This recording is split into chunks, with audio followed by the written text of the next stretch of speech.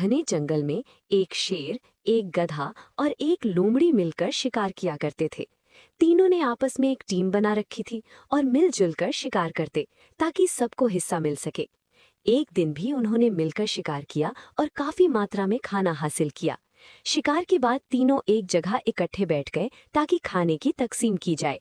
शेर ने गधे की तरफ देखा और कहा, तुम इंसाफ से ये खाना 3 बराबर हिस्सों में तकसीम करो। उसने पूरी दियानतदारी के साथ खाने को 3 बराबर हिस्सों में तकसीम कर दिया।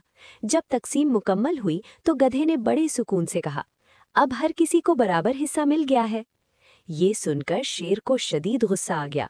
उसे लगा कि गधे ने खुद को उसके बराबर समझ लिया है और उसने गधे पर हमला कर दिया, जिससे गधा वहीं खत्म हो गया। ये मंजर देखकर लोमड़ी खामोशी से एक तरफ खड़ी हो गई। उसके चेहरे पर खौफ भी था, लेकिन उसने अपनी समझदारी बरकरार रखी। फिर शेर ने लोमड़ी की तरफ देखा और कहा, अब तुम तकसीम करो। लोमड़ी आहिस्ता आहिस्ता आगे बढ़ी। उसने पूरी खुराक इकट्ठी की और बहुत सोच समझकर सारा हिस्सा शेर के सामने रख दिया, जबकि अपने लिए सिर्फ बहुत ही छोटा सा हिस्सा रखा। शेर ये देखकर मुतमईन हो गया और खुशी से बोला, तुमने ये बेहतरीन तकसीम कैसे की?